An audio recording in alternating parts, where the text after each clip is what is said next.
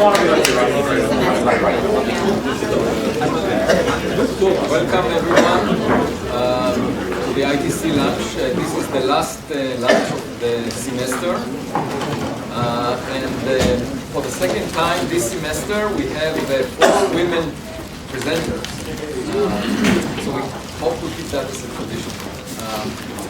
And we just heard an excellent ITC colloquium by Rebecca Martin that will also speak a bit later. We'll start with Marion Dierickx, who is a graduate student in the astronomy department here. And she will talk about the nearest galaxy to us, other than the Milky Way, which is the Sagittarius galaxy. Because it's the nearest, it's also the biggest on the sky, so to speak. And we will hear more about it. And then Rebecca will tell us about why our Pulsar planets so rare. Then we'll hear from another graduate student in the astronomy department, Xiawei Wang, and she will speak about multi-messengers for Quasar Outflows. And finally, we'll hear from the ITC postdoc, Caroline Morley, that joined us this year, on the perplexing spectra of the hot Neptune GJ436b. Marion. Thank you, Avi. Is this working? No, it is. Okay. So I'm Marion. I'm a grad student here, like Avi said, and today I'll be talking about work that I've been doing with Avi, a paper that we submitted just recently, and it's on the Sagittarius dwarf galaxy and stream, which you've probably already heard of. This is just a recap of the data, and I like this picture because it really shows the extent of the stream. This is the Sagittarius stars on the sky in galactic coordinates. And wherever there's a SGR on these slides, it just means Sagittarius, quite obviously. And you can really see how the stream wraps a full 360 degrees around the sky. And for comparison, look at the Magellanic Clouds here. This is really a huge structure on the sky. And like Avi said, Sagittarius is only 25 kiloparsecs away from the sun. It's basically on the sky, almost coincides with the galactic center. It's basically on the other side of the galactic center from us. And that makes it one of the nearest dwarf galaxies to the galactic center. And that's why it's sort of a very interesting system to look into. So given this motivation, a lot of people have tried to use the Sagittarius stream to constrain the Milky Way potential. And this is just an example here on the right of a 2013 work, and these are potential isocontours. And what they're trying to do is basically using the stream kinematics and with different potential models for the Milky Way and see what shape fits best. However, what's unfortunate is that all these studies have yielded ambiguous results at best. One could even say contradictory. And we don't know whether the Milky Way shape is oblate, prolate, or any of that. And part of the problem might be, I would argue, that there's not a real very strong model for the orbit of Sagittarius. And in particular, there haven't really been models for the Sagittarius orbit with cosmologically plausible initial conditions. Most works tend to use ad hoc initial conditions, or they tend to simply integrate the orbit backwards in time from the present day, but that doesn't include effects such as this, dynamical friction or tidal stripping. And then on top of that, there's been new recent evidence that points to much higher masses for the Sagittarius progenitor than previously thought. Previously, people thought, maybe 10 to the 8, 10 to the 9 solar masses. And now we're looking at 1-2 orders of magnitude larger progenitor mass. And that obviously affects the orbital history of the satellite. So given sort of this shift in the field about Sagittarius, we thought it would be timely to build a new model of the orbit. And we went at it with sort of a two-pronged approach. First, in the first step, we used mostly analytic modeling. It's basically something that you're probably all familiar with. The galaxies are just modeled with analytic potentials and follow Newtonian dynamics. You use some descriptions of dynamical friction and tidal stripping, and run the system. And it's very fast, but it's only approximate. But then what we also have is N-body simulations, and here's just an example picture of the Milky Way disk simulated with Gadget.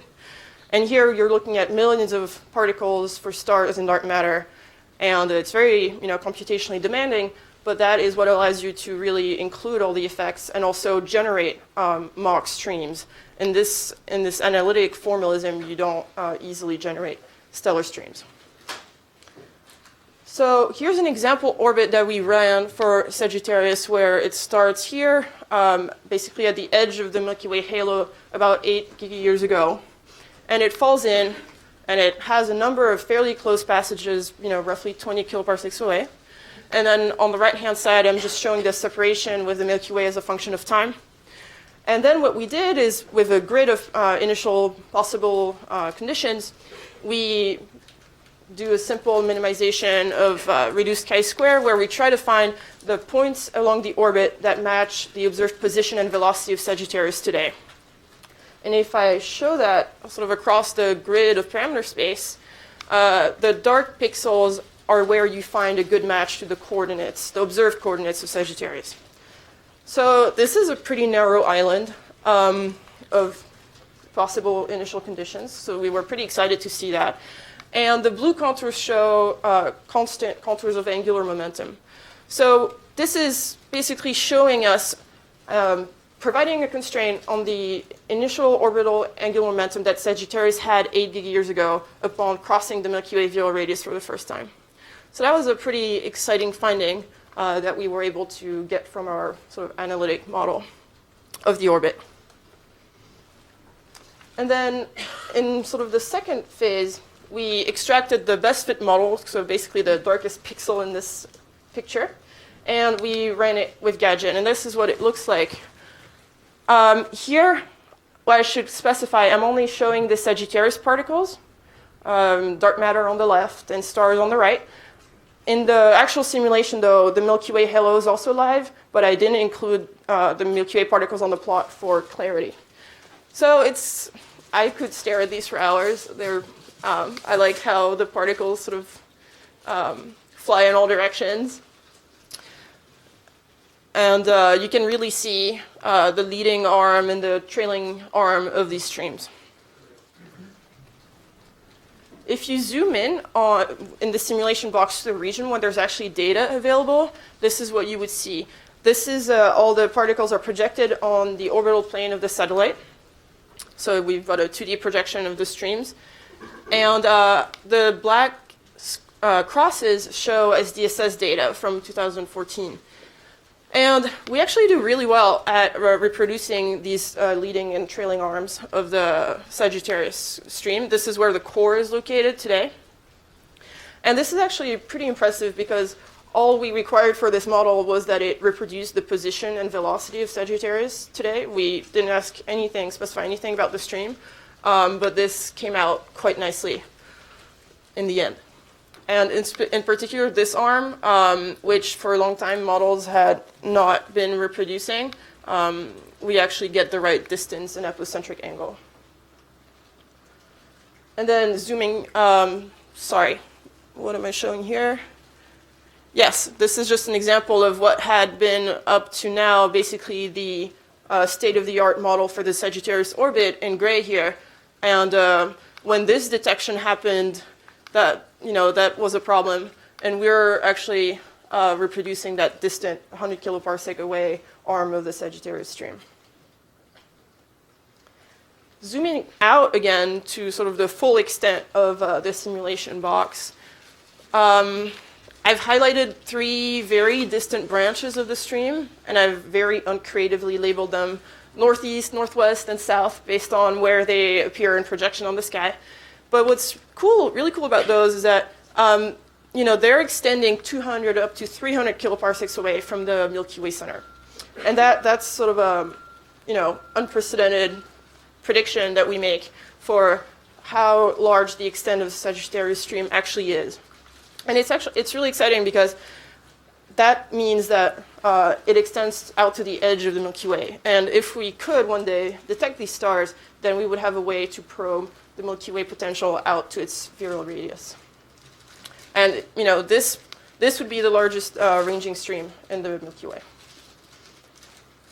And then now I'm sort of shifting gears to more observationally friendly pictures of these stellar particles. And there's sort of a lot going on in this plot. The x-axis is always Ra. And then I'm showing the stellar declinations, their line of sight velocities, and their heliocentric distances. And so 3 different projections of the data. And the black squares are observed data. And this is just another way of verifying that we actually match observed data pretty well. There's an offset here, which we're not too concerned about. And then here this mismatch here is sort of a typical issue that pretty much all models of Sagittarius have, and we think it's because we use the spherical model for the Milky Way instead of a slightly triaxial one. And then here, we line up pretty well as well.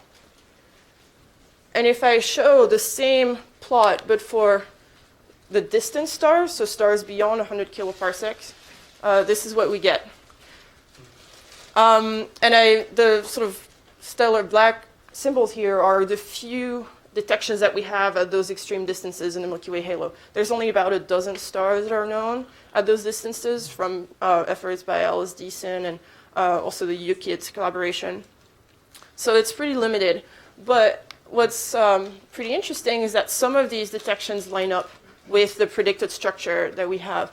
So some of the most distant known Milky Way stars could actually not be Milky Way stars, but could have originated in Sagittarius. And I'll just here give my conclusions.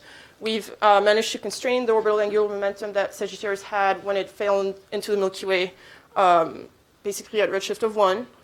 We reproduce data pretty well. And if these distant streams are verified, they could provide a really good way to constrain the Milky Way potential. Yeah, and then in the future, we'd like to include other effects, such as the influence of the Magellanic Clouds. Thank you very much.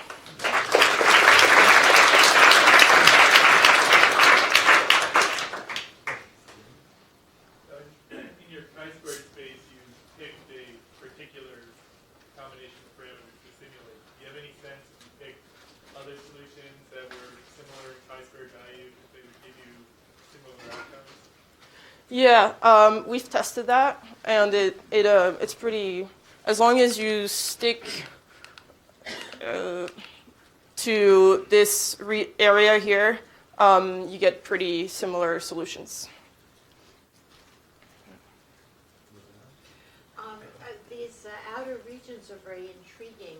How much mass would that be in terms of the Sagittarius stars? Mm-hmm. And how does that compare with the amount of mass we expect to be there from the Milky Way itself? Well, that's interesting. So in terms of the Sagittarius mass, it's only a few % of the stellar mass that is at those large instances. And I imagine it would be a small component compared to the Milky Way halo stars. But where they could, the promise might be that if they have consistent, velocities and kinematics, that you could identify them that way.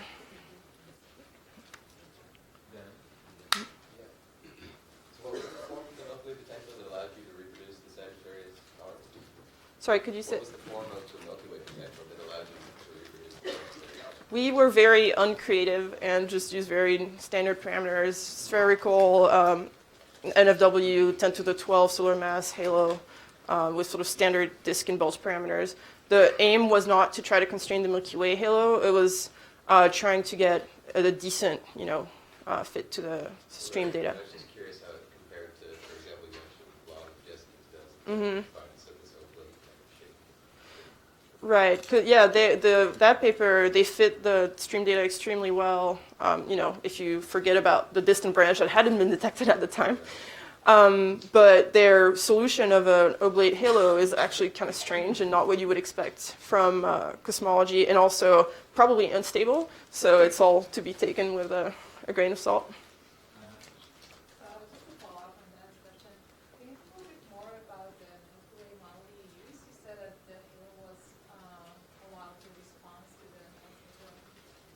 radius, and was that an important fact the literature before suggested it might be? Interesting. Yeah. So even in the first step where we use mostly analytic models, a lot of past works just anchor, the Milky Way potential at the origin. We allow it to move in response to Sagittarius.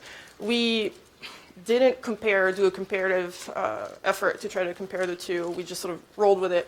So I don't really have a strong sense of how much of an influence it might be. The Sagittarius mass is 10 to the 10, so it's a factor of 100 smaller than the Milky Way. So it doesn't kick it around too much. So I'm not expecting it to be a huge effect. We need to move on. Thank you very much. Thank you.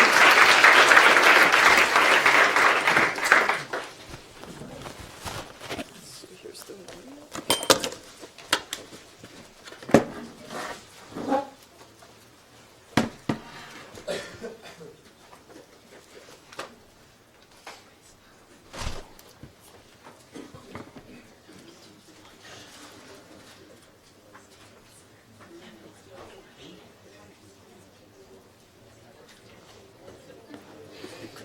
Oh, I don't know, it's crashed. Oh, I don't know how to get out. let's give it 10 seconds. And then,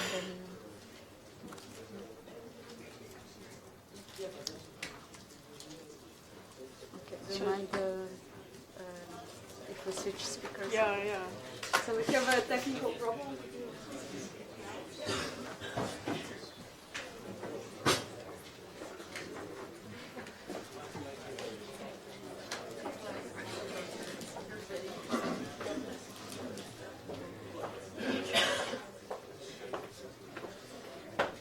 So just where the mic.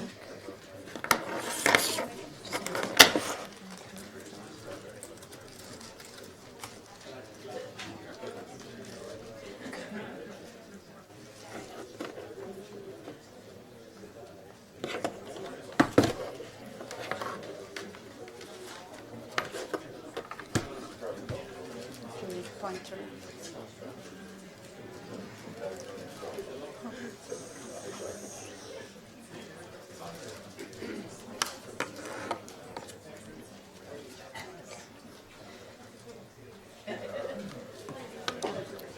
Can you wear the mic?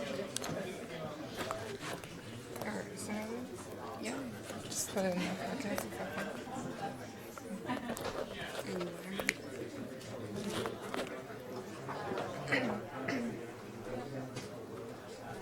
Okay, can everybody hear me?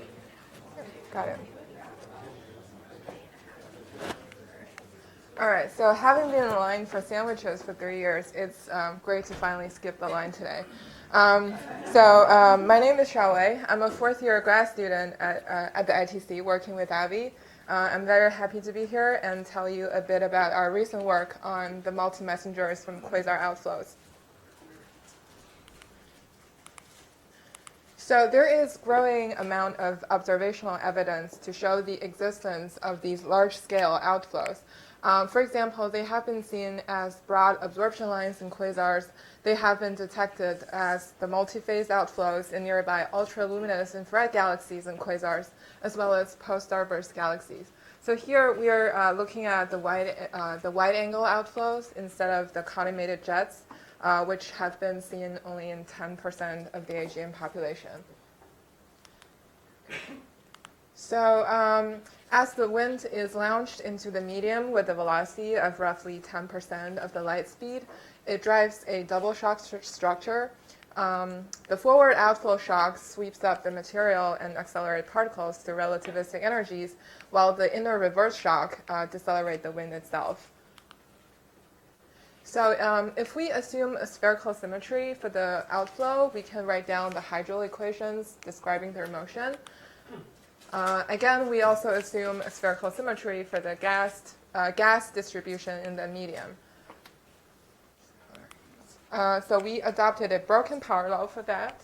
And if we fix the parallel index of the disk component to be 2, which indicates an isothermal sphere, then the parallel index of the halo component is determined by how much fraction there is, how much baryon there is in the disk.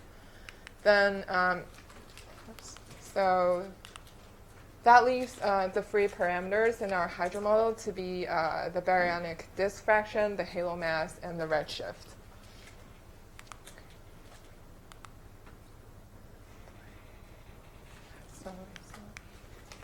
All right, so in analogy with the supernova remnant, so in analogy to the supernova-driven shocks, particles are accelerated to relativistic energies by a Fermi acceleration mechanism by the outflow shock. We're looking at the protons in particular, which become the ultra-high energy cosmic ray spectrum we observe. So a fraction of these relativistic protons interact with the ambient protons in the medium, and this process leads to chains of decay and production of other elementary particles. At the end of the day, this results in the emission of secondary gamma rays and neutrinos. So these are the three messengers that eventually build up the diffusive background of the high-energy universe. So I will walk through each of the messengers. So first, let's take a look at the gamma rays. This is the work that we just recently published. So as I said before, Fermi acceleration results in a power law distribution of the accelerated protons with an index of roughly 2.0. And then secondary gamma rays are produced through the interaction between the relativistic protons and the ambient protons in the medium. So in our model, we assume that 10% of the pulse-shock energy is carried by the magnetic field. Again, this is in analogy to supernova-driven shocks. So if we sum up the gamma ray emission from all the quasar population, we can get an integrated gamma ray background. Here, the free parameters are the fraction of the quasar's bolometric luminosity injected into the outflow, which is observationally inferred to be 1 to 5%. And the second parameter is the fraction of the shock's kinetic energy converted to accelerate protons, which is around 10%. So the most recent Fermi data shows that the blazars can account for basically all the amplitude of the extragalactic gamma ray background above 10 GeV, but they can only account for half of the backgrounds below this energy. So this indicates that there's a missing component of the gamma ray backgrounds below 10 GeV. So using the outflow model I just described, so this is basically the same. This is the Fermi data points, and this is the missing component we need to fit. So using the outflow model, we find that they naturally account for both the amplitude and the spectral shape of the gamma ray background, using the parameters that is consistent with observations of outflows. Okay.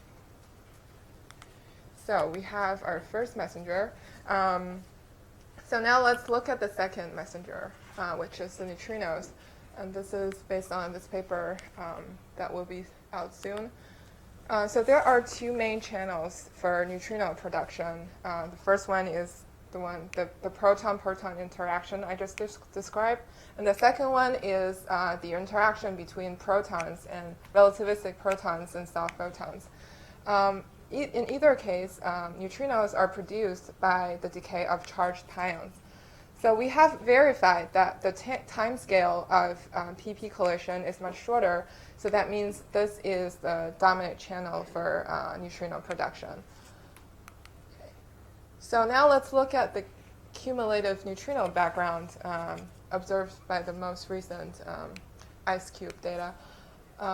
So using the same model, outflow model, and using the same free parameters that we use to fit the gamma ray background, this is what we get. So we find that, again, the outflow naturally explains the neutrino background without any additional parameter tuning. Okay, so we have our second messenger. And last but not least, let's look at the ultra-high energy cosmic rays. This is based on this paper we just recently submitted. So we find that during the early phase of the outflows propagation, so when it propagates to a few hundred parsecs, the maximum energy of these relativistic protons reaches beyond 10 to the 9 GeV, so that's 10 to the 18 eV. In our model, we adopted a proton-only composition since the interstellar medium is composed of protons mainly. And then we find that the relation between the size of the outflow and the magnetic field satisfies the so-called the Hillas criterion, which implies that the Larmor radius of the relativistic particles is smaller than the size of the source, which is an requirement for ultra-high energy cosmic ray production. So similarly than what we have done before, this is the most recent ultra-high energy cosmic ray spectrum. And using the same free parameters that we use to fit the gamma ray and neutrino background, this is the ultra-high energy cosmic ray spectrum that these outflow produce. So we find that the spectrum is, the integrated spectrum is a little bit steeper than the injection spectrum. This is because as the outflow propagates further, the maximum energy drops. So which means that we have fewer particles in the high energy range. And again, here there is no additional parameter tuning to produce this plot. Okay. So this is our third messenger. And if we put everything together, so this put the gamma rays, neutrinos, and ultra-high energy cosmic rays together, we find that so the outflow model can naturally account for all these three diffusive backgrounds using the parameter values that is consistent by observations of outflows.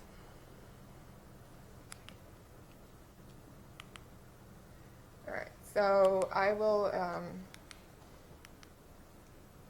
I'll end my talk with this picture. Thank you.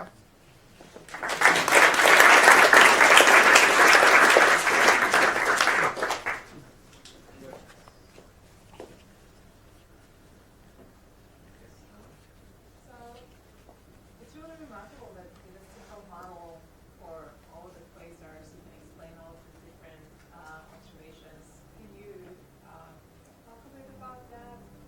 How there seems to be this similar behavior for all the quasars. They don't seem to depend, right? They don't require variations in the quasar sample to explain that. This single model explains all the observations, right? Okay, so you're asking why do quasars can explain all these three, or is that what you mean?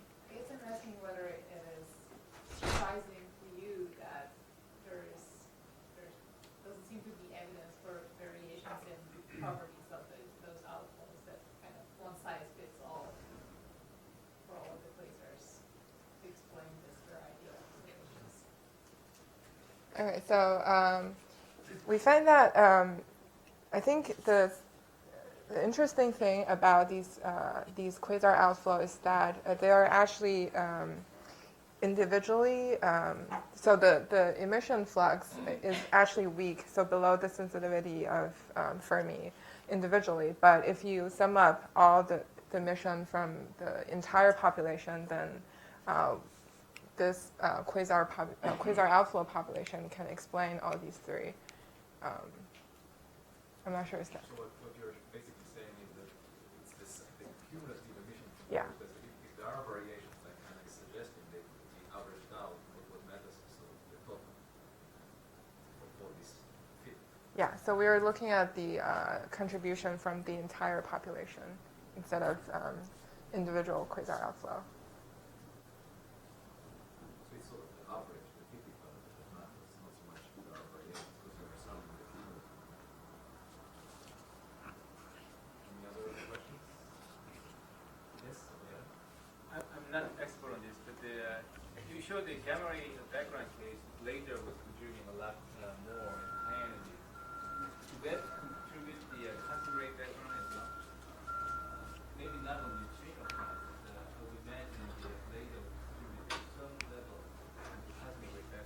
Yeah, that's a very good question. So it has been proposed that blazars also contribute part to the neutrino background as well as the ultra-high energy cosmic rays.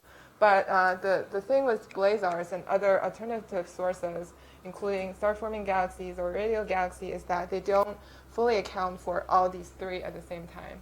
But with our outflows, they can naturally explain all these three at the same time using the same parameters constrained by observations.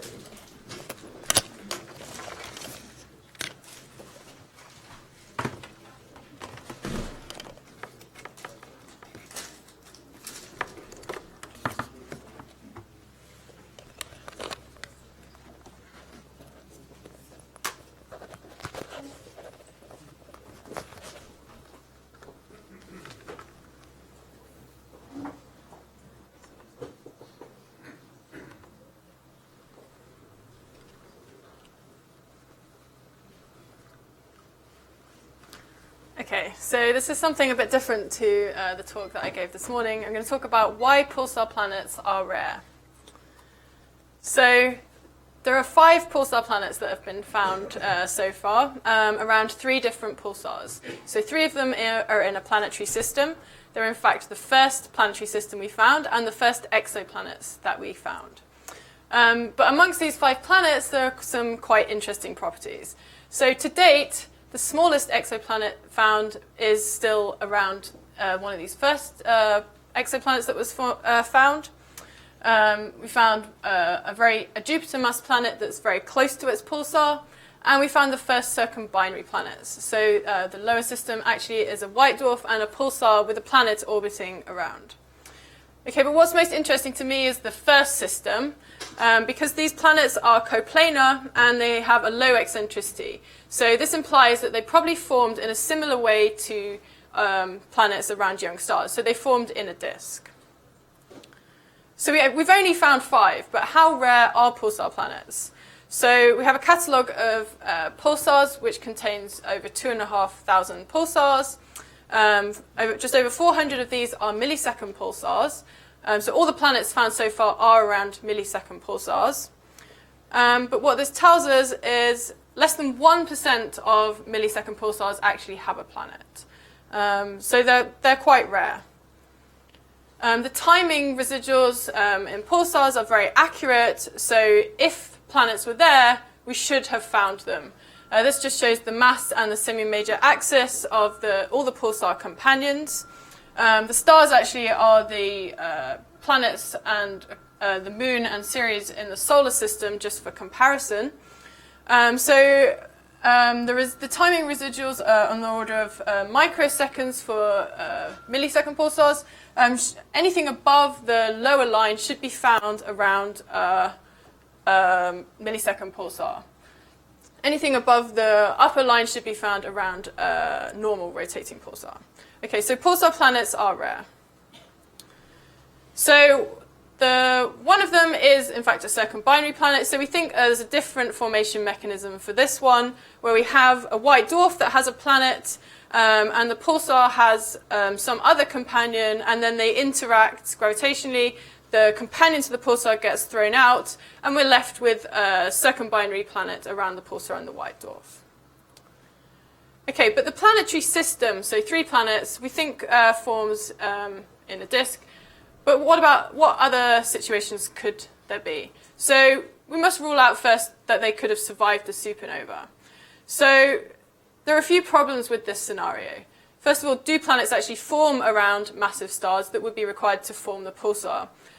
We haven't got any observations of planets around masses greater than 3 solar masses. This isn't to say that they're not there, because they're difficult to find. But we can think of reasons why they would be difficult to form. For example, the intense UV radiation might destroy the protoplanetary disk, and the stellar lifetime is also very short, which might not allow for planet formation. Also, if for a planet to survive the supernova, the supernova would have to have an axisymmetric explosion, which gave the pulsar a kick in the right direction to allow the system to remain bound. So we think this mechanism is very unlikely to form a system with more than one planet, if at all. Okay, the next possibility is a supernova fallback disk. So when the supernova explosion goes off, some of the material falls back towards the newly formed pulsar, or the neutron star. And this can be up to about 1/10 of a solar mass. So there was enough mass there to be able to form planets. But the problem with this scenario is that the angular momentum of this material is very low. Most of it was just going to fall directly back onto the neutron star. It doesn't even have enough angular momentum to orbit once. So there's not enough time to form planets in a supernova fallback disk.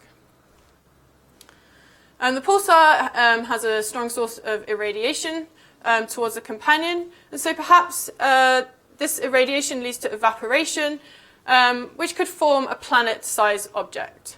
So obviously this requires some fine-tuning for this to work, but possibly it has worked in this one scenario where we have this Jupiter-sized object very close to a pulsar. So the best explanation for this is that the companion was evaporated. Okay, but we still need to explain the planetary system. So the most likely mechanism is the destruction of a companion star.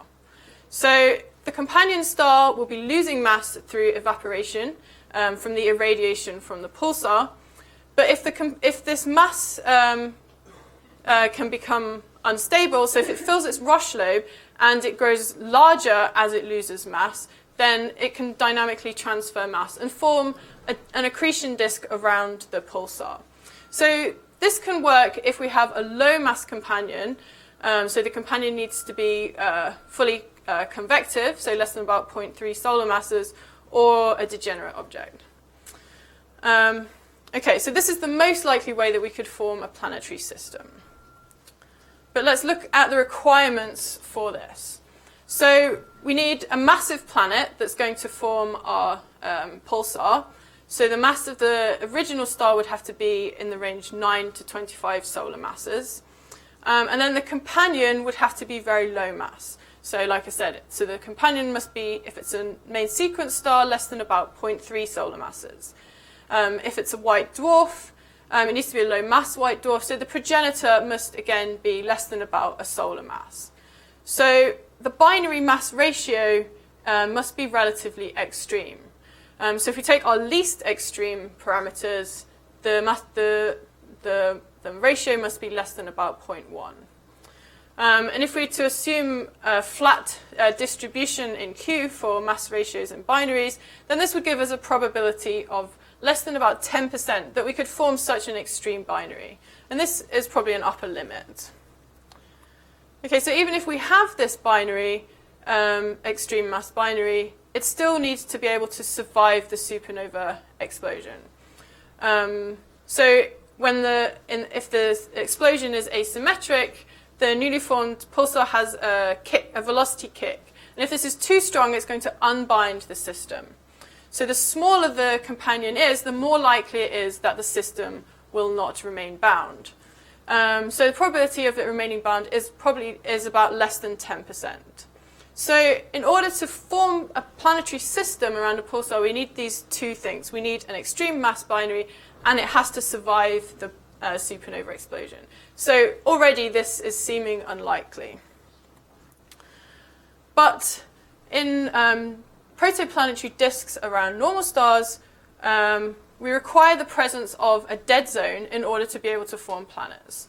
So a dead zone is a region of the disk where the magnetorotational instability doesn't operate because the disk isn't sufficiently ionized. So it's a cold, dense mid-plane region of the disk.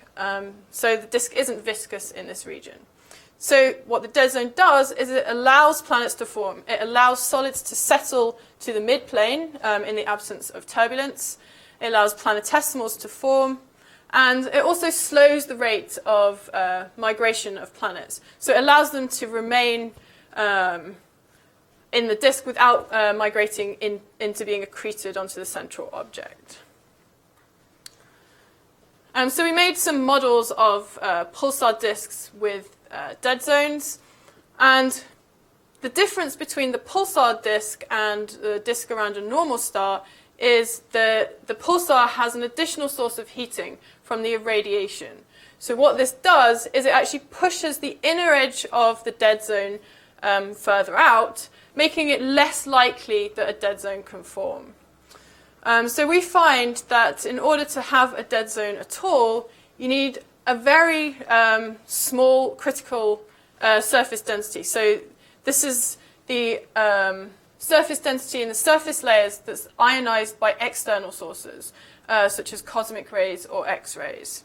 So because the irradiation pushes the inner edge further out, we can only have a small amount of external ionization for a dead zone to exist in these disks. So in conclusion, pulsar planet formation is probably very rare because of these two reasons. So first, we need an extreme mass ratio binary to form, and it needs to survive the supernova. And second, we need a dead zone in the disk to be able to form planets. Because of the irradiation from the pulsar, this is not so likely. So the combination of these two means that pulsar planets are rare. Thank you.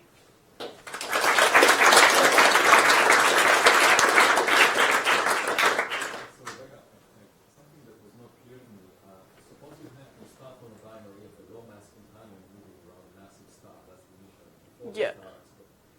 Then in such a system, the kinetic energy of the companion is half the gravitational potential energy, right? Mm-hmm. Now, the massive star ends up losing more than half its mass abruptly.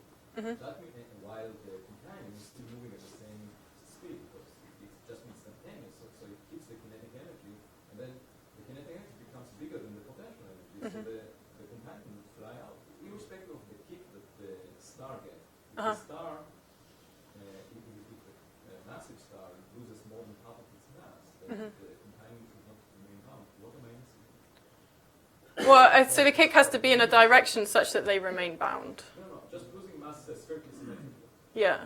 Okay, so Gm over R, okay, is twice the kinetic energy to start with, but n is reduced by more than a factor of 2, therefore the potential energy becomes smaller than the kinetic energy of the companion, so the companion flies out. But if the kick's in a direction... No. Oh, you want the kick to fix? Yeah. But that is a very narrow... Yeah, it's unlikely.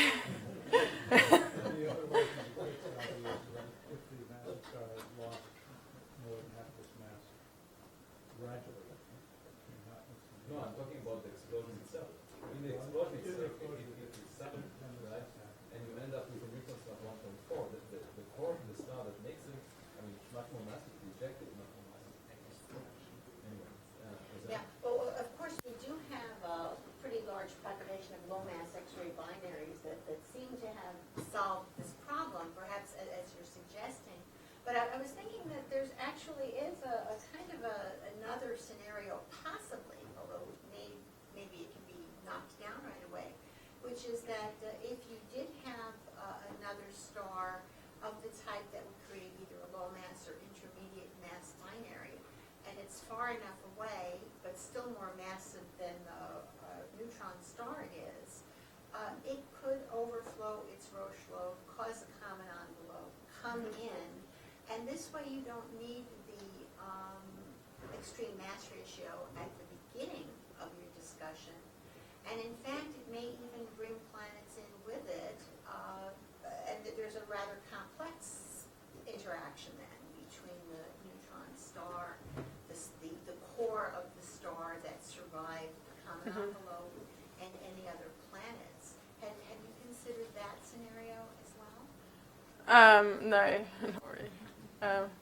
Yeah, it's definitely worth thinking about. But it's a fascinating topic. Yeah. There's a lot to do. Yeah. Okay, thanks.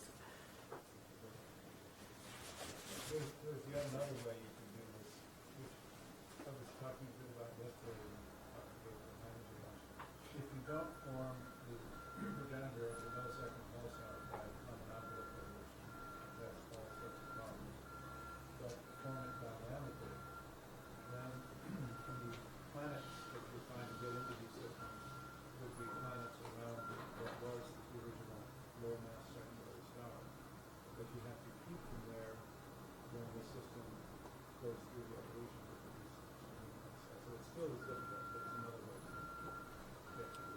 Yeah, so the reason we think they formed in a disk around the pulsar, though, is because they're coplanar and not eccentric.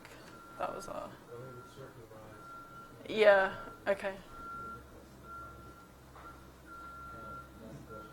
Just curious, were you done any quantitative estimate to see whether the percentage of number of planets around millisecond pulsars compared to the number of millisecond pulsars is too low or too high? It's difficult to do that because we don't exactly know the properties of the dead zone, so it's difficult. But it does illustrate the point that nature is sometimes more magical than we are. Yeah. Thank you so much.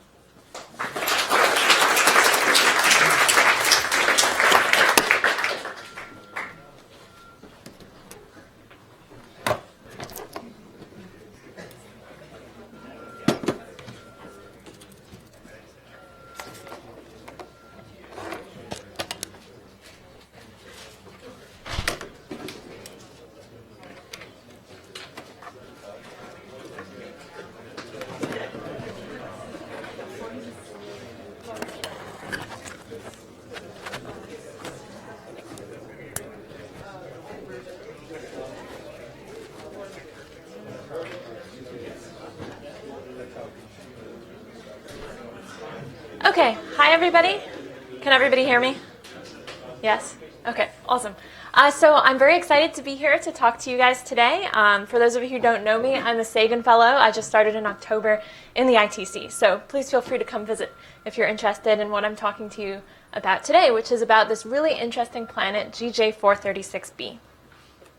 Okay, so in exoplanets, we're currently in the stage where we're starting to learn basic but really fundamental things about the planets that we're looking at. So here's a plot from Laura Kreidberg's paper in 2014 that shows the metal enrichment of the solar system planets and one hot Jupiter, WASP-43b, and showing the metallicity of these atmospheres. And so this is the information we have so far. And so you can see that, at least from this trend, lower mass planets have more metal-enhanced atmospheres. So one of the really big questions is, when we add additional planets to this plot, where are they going to fall? And so I'm talking about a Neptune-sized planet today. And so the question is, when we learn the composition of a hot Neptune, is it going to fall around where Uranus and Neptune do in our own solar system, where they're something like 100 times enhanced in metals compared to hydrogen and helium? Is it going to fall more like the hot Jupiter that we've put on this plot? It's in a much more similar orbit to a hot Jupiter than it is to Uranus and Neptune. Or might it fall somewhere in the middle, something unlike our own solar system? Yeah. Earth falls off both sides. So Earth is much higher, or it's hard to think about Earth in terms of metallicity because we don't have that much hydrogen and helium. So this really applies more to hydrogen, helium-dominated atmospheres. Good question. Okay, so GJ436, to tell you a little bit about this planet, it's about the mass of Neptune, it's about the radius of Neptune, and it was a really early discovered planet. And so this was actually a planet that was discovered while Spitzer was still operating cryogenically, and crucially, it orbits an M-dwarf, a small star, and so it turns out that makes it much more easy to do these atmospheric characterization measurements than for planets around solar-type stars. And so we have an emission spectrum, really spectral photometry of this object in 6 Spitzer bands that go from 3.6 out to around 20 microns. We also have a really nice transmission spectrum from Wide Field Camera 3 on HST. So this is really the Neptune that we know the most about. So what do we predict that it looks like? Let's say that it has an atmosphere that's something like Neptune's in terms of its metal enhancement. So this is showing the solid line here is in pressure temperature space. This is a model atmosphere. You can think of pressure as a proxy for height in this planet's atmosphere. And then the dashed dot lines here are showing the chemistry in the atmosphere for the most important chemistry, which is the most abundant species, carbon and nitrogen. So to the right, say, of the COCH4 line, we expect most of our carbon to be locked up in carbon monoxide. To the left, you expect most of it in methane. And what you can see here is that GJ436 is actually in a pretty interesting area where it's close to where that line is. And so when we look at its atmosphere, we expect to see both methane and CO features. So this is showing in a slightly different view, now number mixing ratio versus pressure. So this is the prediction from our chemistry. If you look at the black and blue lines, we expect to see both of those species. As a spectrum, this is a model spectrum. This is what we expect it to look like. The solid, like horizontal lines are showing you what we're predicting in the Spitzer band passes that I'm going to show you data in. And what you can see here, especially if you zoom in to this 3.6 to 4.5 micron regime, we can see a methane feature, which really dominates that short wavelength point and should make this planet really, really dark at those wavelengths. And also a feature from kind of 4 to 4.5 microns that should be a CO feature in the atmosphere. So this is what we predict. We should see these features, should be dark at 3.6 microns. Now I'm going to show you what we actually see when people observe this object, which I've done over many years, and this is kind of working towards the current state of the art in the black points, which is what we used in this paper. So this has been observed 18 times 18 separate eclipses with the Spitzer Space Telescope. And what you can see here right off the bat is that when we look at these short wavelength points here, so we added a point at an eclipse at 3.6 and 2 eclipses at 4.5 microns to really beat down the error bars in these warm Spitzer band passes. And if we zoom into that, you see that by many sigma, our predictions are not correct for this object. And so what we want to understand is how we can change, how we can understand that, knowing the physics and chemistry we know should be going on in planetary atmospheres. Okay, so what do we need? So this is the molecular opacities as a function of wavelength of these really important species at these wavelengths, methane in red, then CO and CO2 are going to turn out to be important. So what you can see is 3.6 microns, we're totally dominated by methane.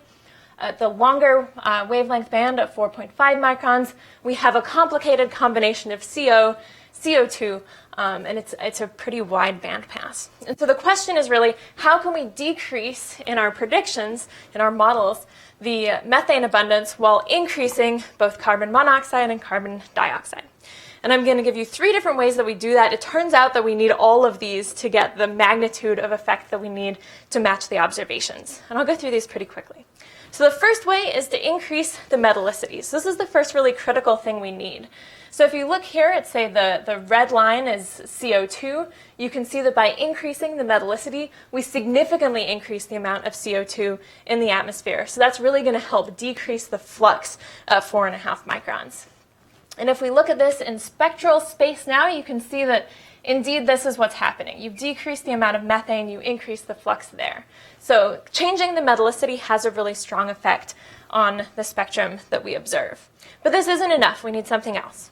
So the next thing we can do is increase the internal temperature. And it turns out that increasing the internal temperature has a really dramatic effect on the chemistry. So if you focus here on the blue line, this is going from 100 Kelvin. This is the internal temperature from the planet itself. So not from the star hitting it, but from the planet glowing itself under its own heat. So this is going from 100 Kelvin to 400 Kelvin.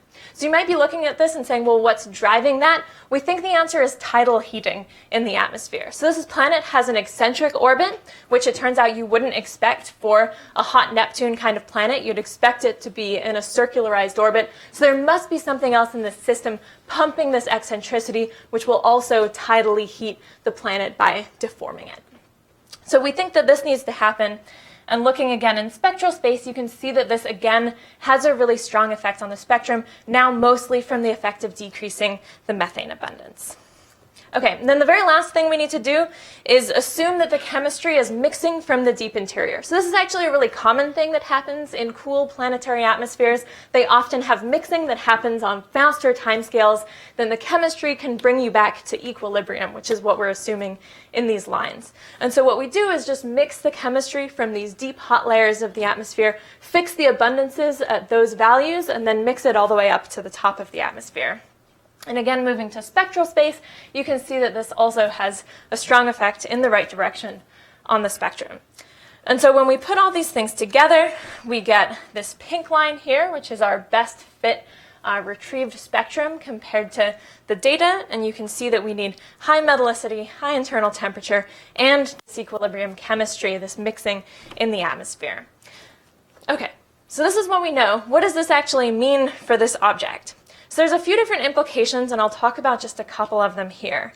So if this internal temperature is correct, we can get a ballpark estimate of what the internal dissipative properties of the planet itself is. So this is showing a plot from Agundas et al. In 2014, showing what we expect for internal temperature versus people measure this internal dissipation as the tidal Q number. And what we find here is that we end up with something like 2 × 10⁵ for this internal dissipation. So this planet seems to be less dissipative than Neptune itself. This would give it a really long tidal circularization timescale and actually makes it so it's consistent with having no other object in the system that's pumping the eccentricity, which is really interesting. It also tells us that it looks like it's different from Neptune. And so it's looking like it fits together that this planet is quite different from Neptune itself. Another question you can ask is, with these really high metallicity assumptions that we're making, can we actually match the mass and the radius of this object? We, of course, know its mass. We've measured its mass. We've measured its radius. It turns out that this also fits together. So our best fit is this red dotted line, this 336 line. And if you read off a kind of plausible core mass, might be something like 10 Earth masses. So for this red line here, we end up with something like 1,000 times, or just a little bit less, enhancement of metals in the atmosphere to be able to fit the mass and the radius with this core mass. So that all looks like it's fitting together as well, that this planet looks quite different from our own Neptune. And so now, coming back to this plot, we've now placed one more planet on this plot, and it turns out that unlike any of the choices I gave you before, this actually is fitting here right at the top of the plot. And so I think as we move forwards to understand exoplanets, we're not going to be placing them on this line, but really learning about the diversity of exoplanet compositions and what drives that diversity. And we're really at the beginning stages of doing that now, and James Webb will really open up this whole parameter space for us to learn about this. So I'll conclude here. We're beginning to characterize exoplanet compositions from Neptune's through Jupiter's. The evidence currently suggests that GJ436, this Neptune that we know the most about, is metal enhanced, is highly mixed, and tidally heated. And constraints on this tidal heating hint that its interior structure might be quite different from our own Neptune. So thank you very much, and I'll take any questions.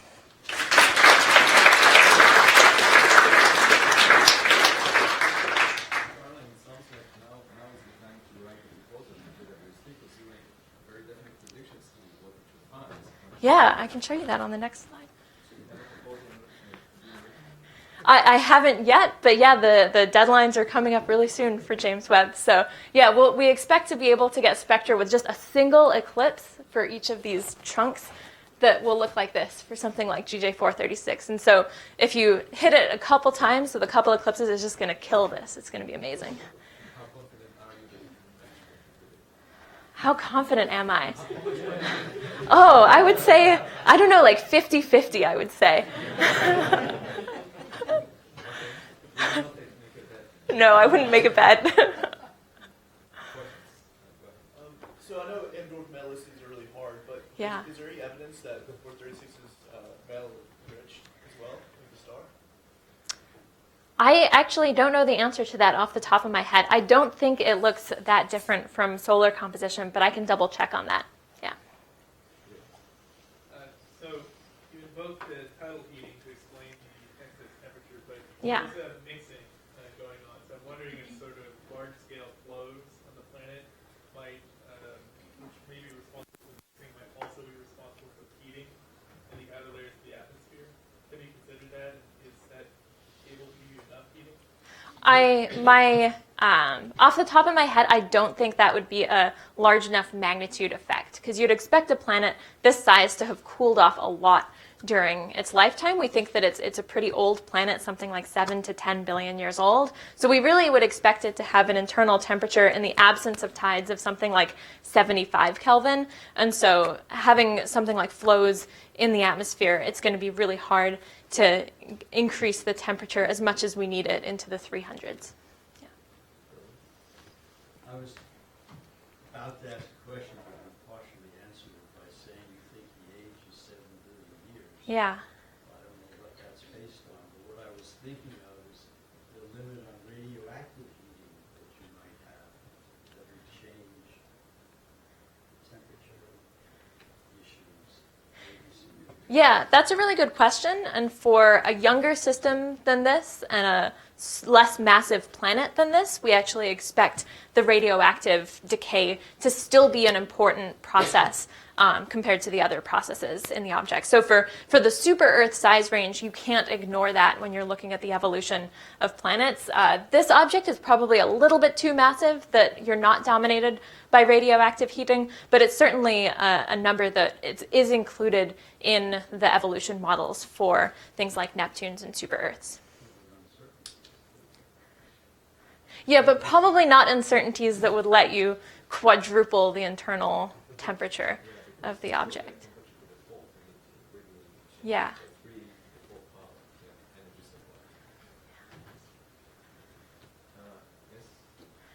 So this title Q that you're conferring is like, to get that, do you need to just tweak a few knobs a little bit, or is that really something strange or very different has to be going on compared to what we're used to? I mean, so this constraint is coming from the observations themselves. And so in terms of modeling what the Q of a planet is from first principles, that's a really hard number that gives you, it's a really hard number to calculate. There are really wide ranges on this.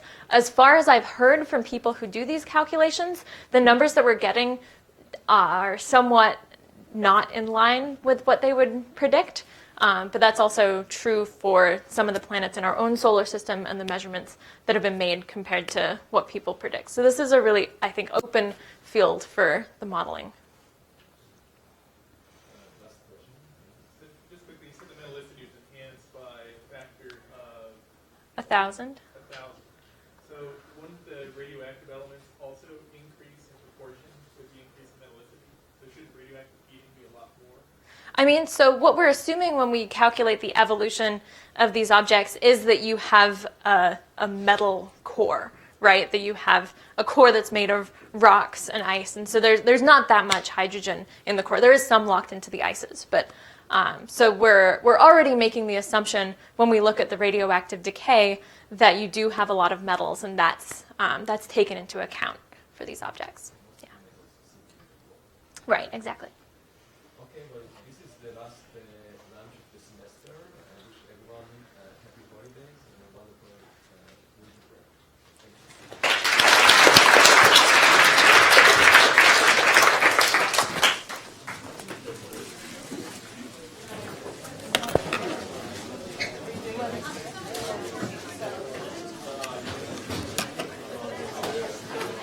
Thanks, Carol. Yeah, you're welcome. Did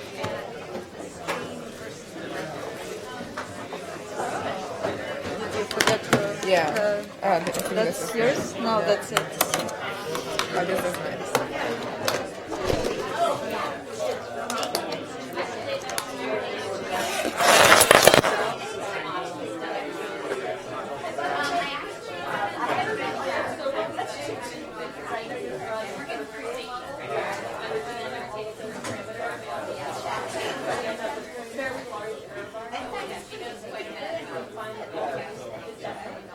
So you fix the changes to the spectrum, I guess.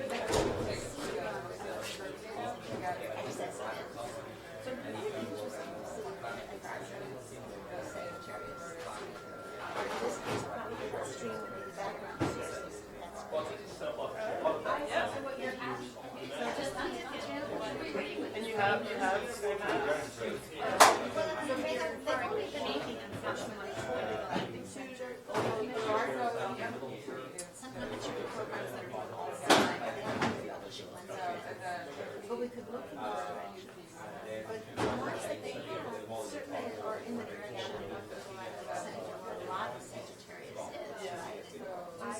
Fitting one band and then They don't have to, they should get it eventually. It's nice to see you enjoyed the pictures. I enjoyed them. Trying to make them colorful. Yeah. The one that's red, I was like, okay, it's red. I'm like, it looks like blood spattered, you know. And then I have a meeting with all. He was like, oh, you made her red hearts. And I'm like, I thought it looked like blood. You think it looks like a heart? Okay, I didn't mean to pull it away from you.